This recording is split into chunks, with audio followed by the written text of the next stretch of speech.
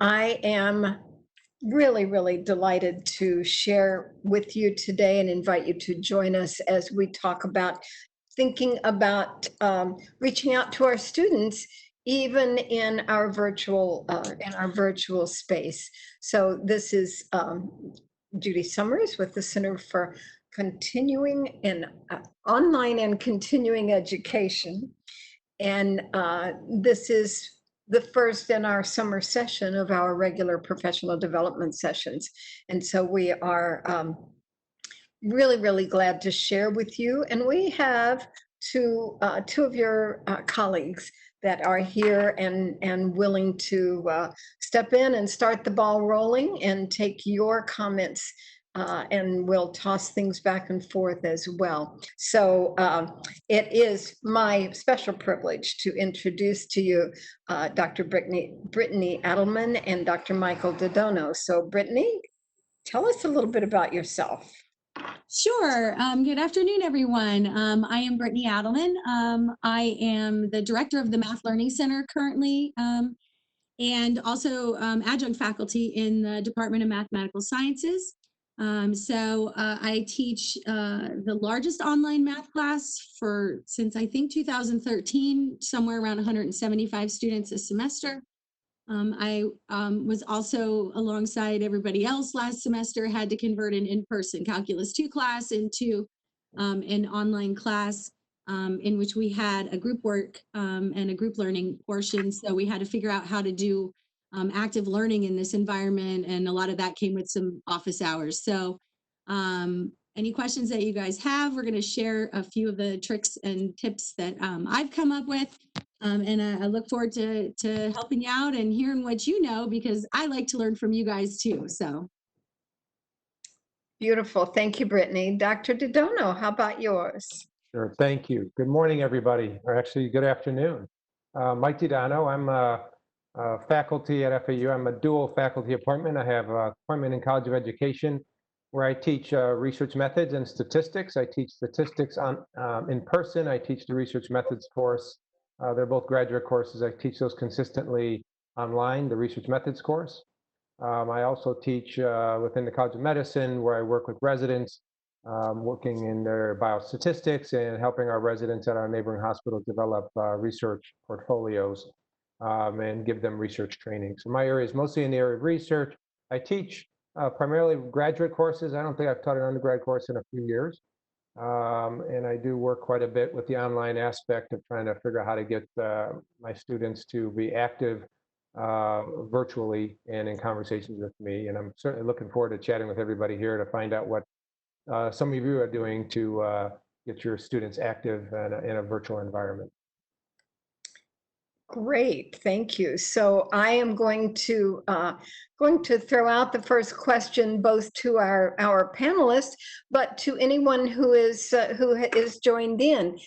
What do you feel like has been an effective way to connect with your students, particularly as we've all had to work through and figure out some alternatives over the last couple of months? So I could just share a little bit. One of the things that I've always found, and you see it in the literature, where oftentimes you have open office hours, where we have a scheduled time where students can call in. But what we find in the literature is students and people in general do better when you have a scheduled appointment versus an open office hour.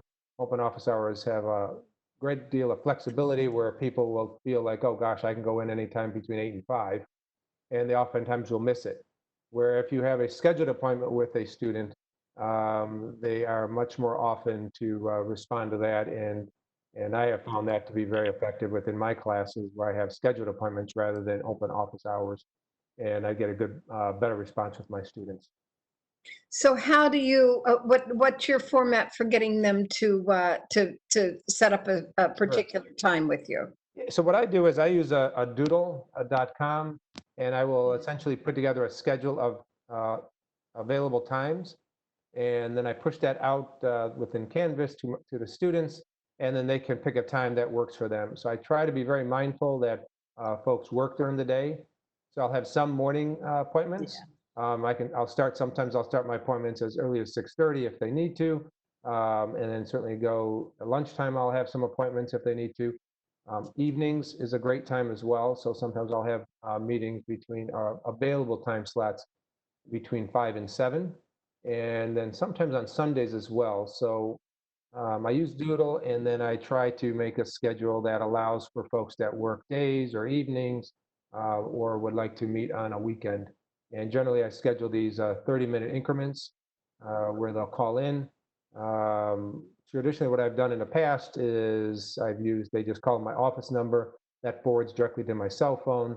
And so I can take that right from my home or my office, depending on where I am.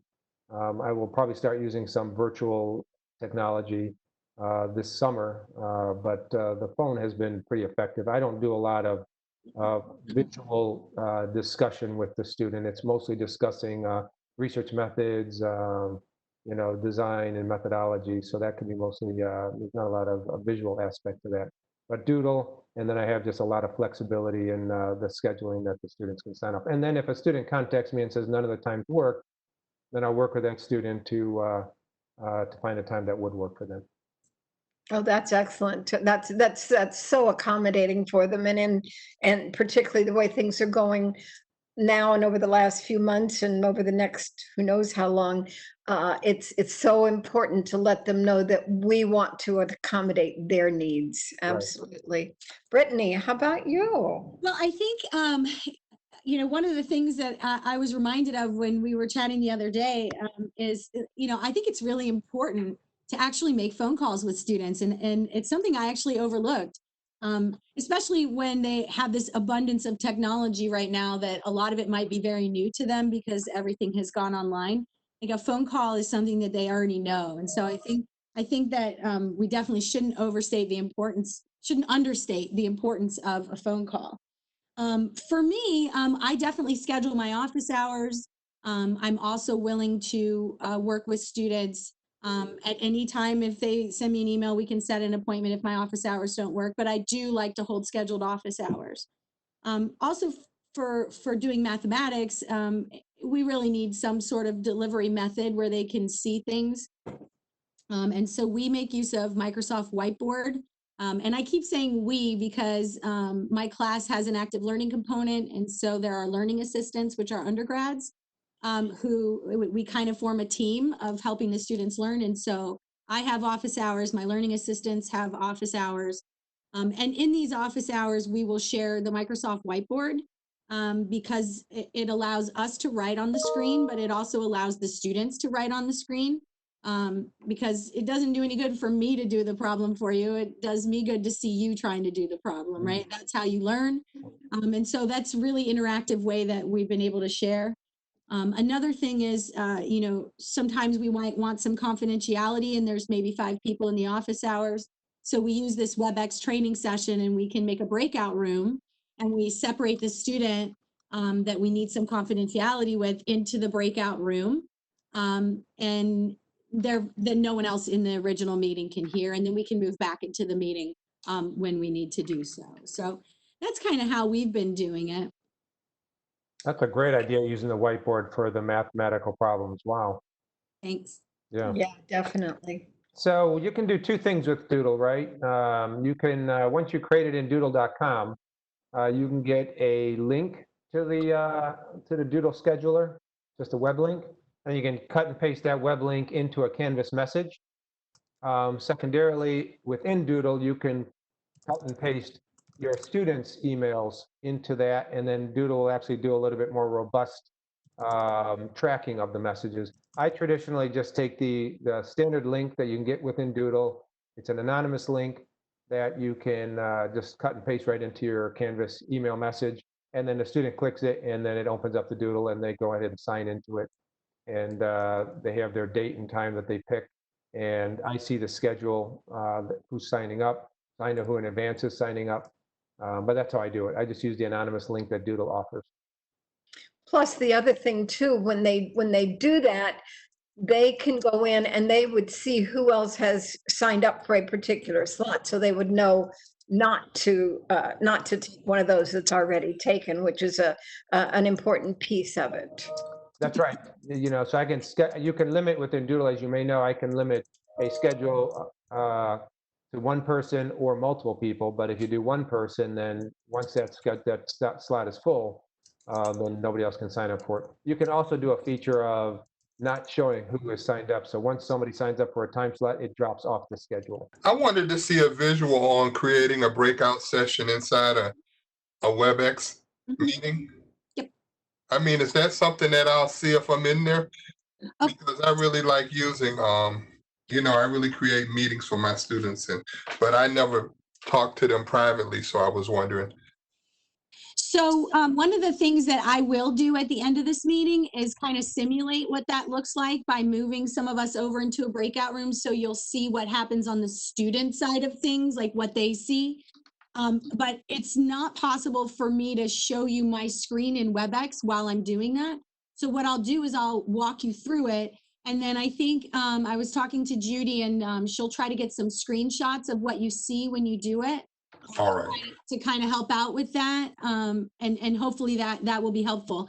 What I also know is that the first time I did this, one of my colleagues who was familiar with it came into the training with me, and we kind of talked through what I was seeing and walked through it together.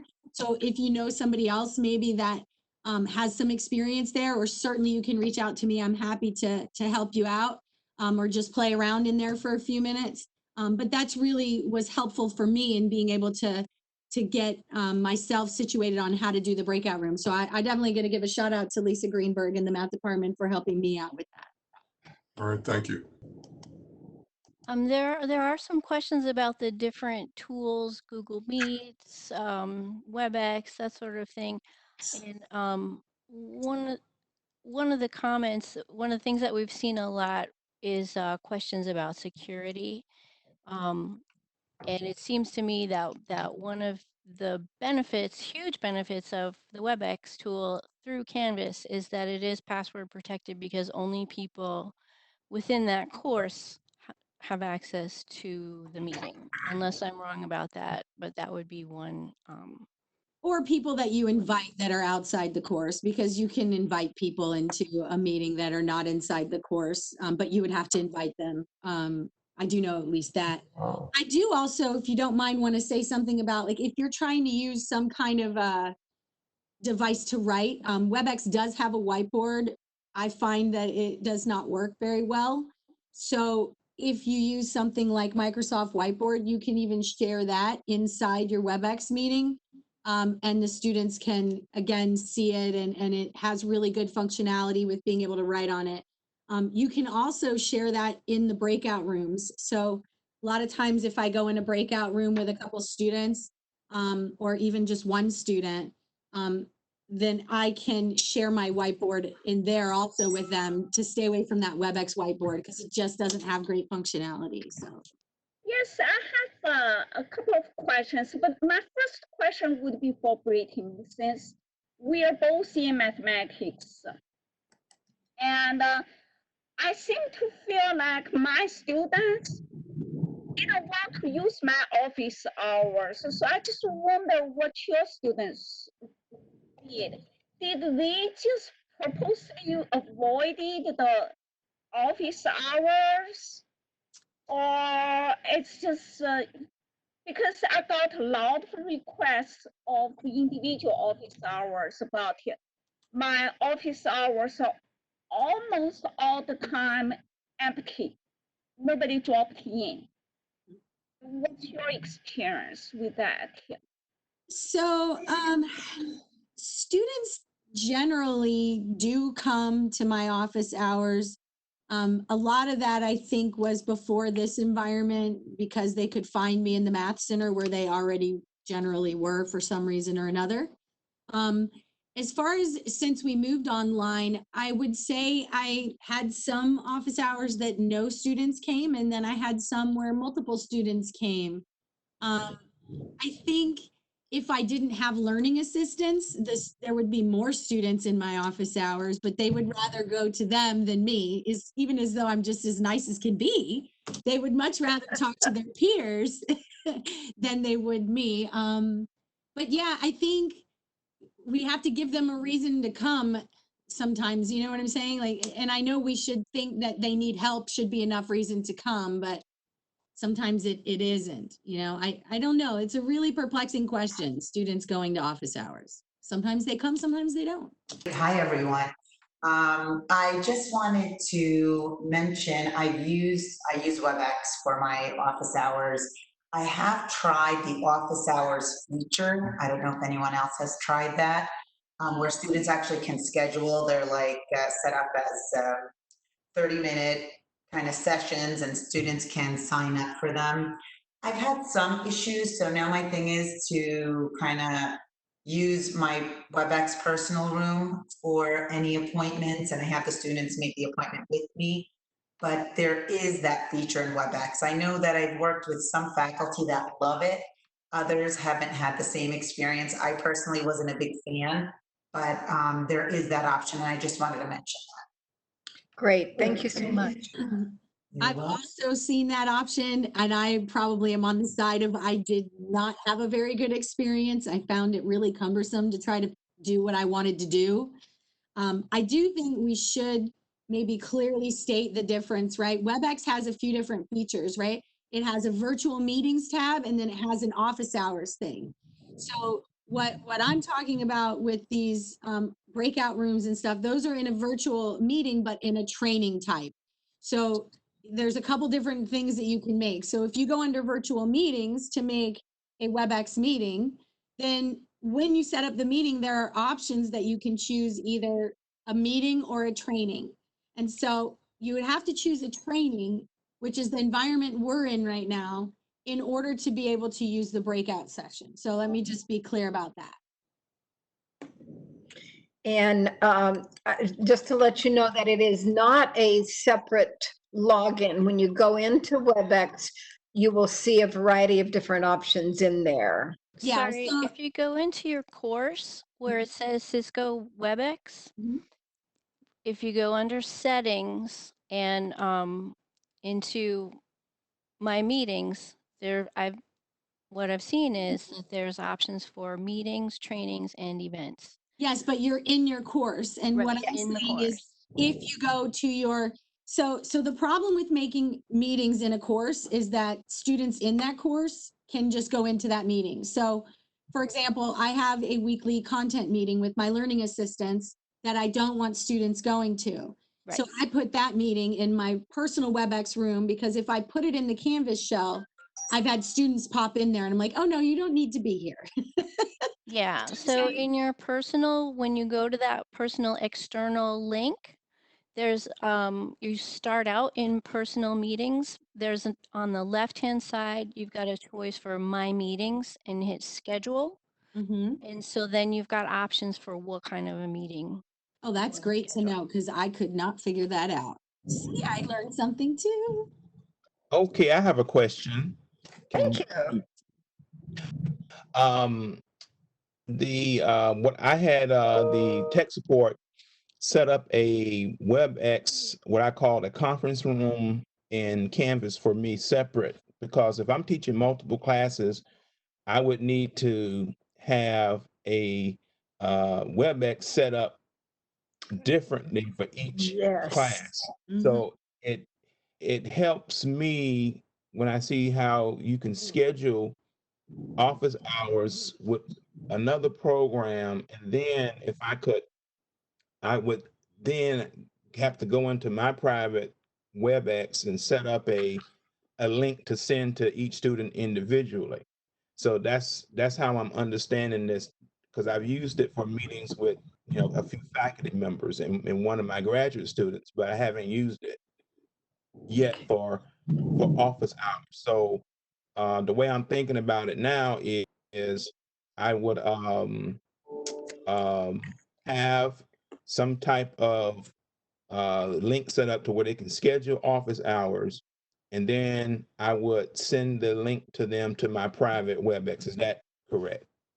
So Dr. Poole, what you're saying is that they have set up a separate conference area for you in WebEx that's separate from your own personal room? Well, I asked them to do that for me because I was having some issues, so I went through this little training, but it was for me if I had to communicate with faculty, with other, not for committee work and what have you. Yeah. So, but that's why I had them set that up. And I gave it a name. I call it my, communication, the conference room for me. Love it. So, and that way I can just, if I need to do something, boom, I go in there and send the person the link. So that's how I have used it. And, the few times I have used it, it seems it has worked okay. And I know some people use Zoom as well, but I want to be able to use the tools that the university has paid for, and especially if it's in Canvas, then I would prefer to use the tool that's there. So, I mean, if some people want to do it that way, you can. So I just have to figure out the scheduling office hours, and then I would have to go in and then send the link to each person. Yeah. All right, excellent. Are you all, when you all talk about WebEx, are you all going to webex.com, or are you going to WebEx from within your Canvas account? Because they're different.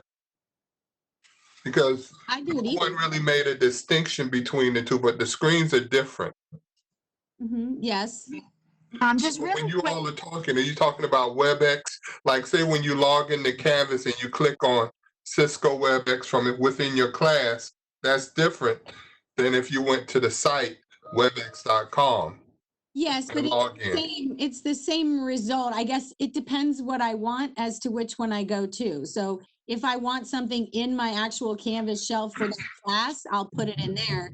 If I want to make a training for the Math Learning Center that's not in a particular Canvas course, I'll make it in FAU WebEx. Or, I go to WebEx, FAUWebEx.com to pull usage information to see what students came and you know what I'm saying? So there's a lot more information that I can get from that site than inside the Canvas shell. Thank you. I just want to say one thing. So I do want to really stress that OIT provides all types of training on WebEx. They are the training experts for WebEx. They have, maybe someone can put the tech events link in the chat.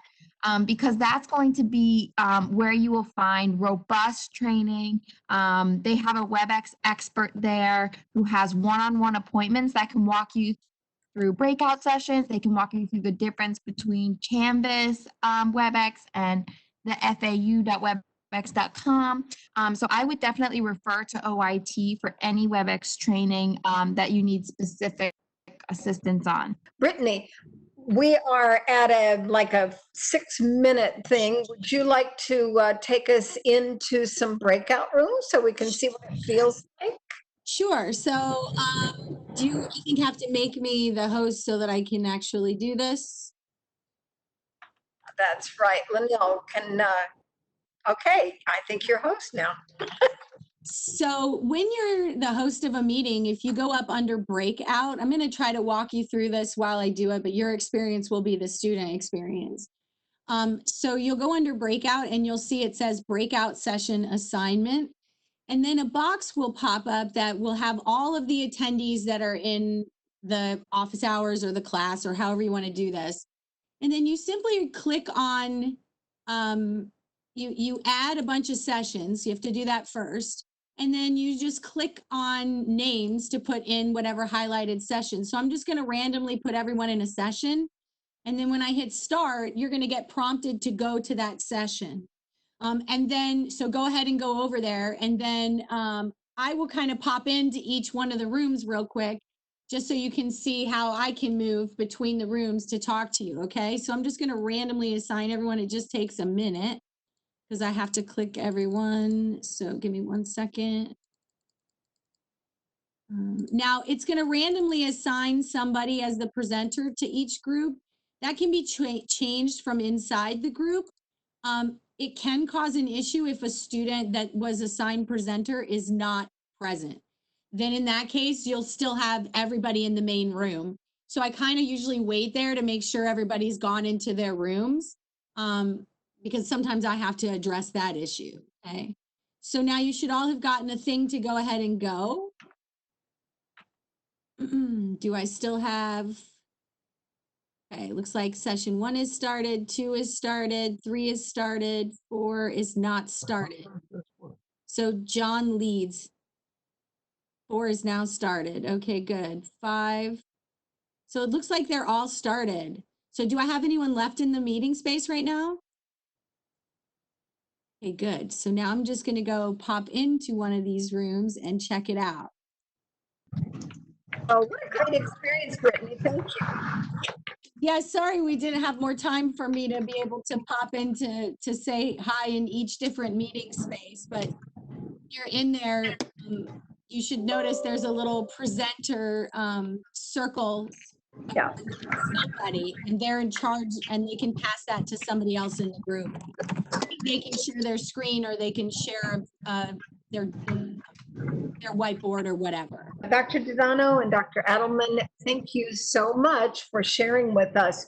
We have all learned a great deal today, and I'm going to give everyone one last opportunity to poll if there's and put something into the chat. If you would like more information or would like us to do something of a follow-up on this, please click the green arrow. Thank you. And that said, we will thank you all for joining us, and you'll get information about our session for next week. We are delighted to have you join us. Thank you so much.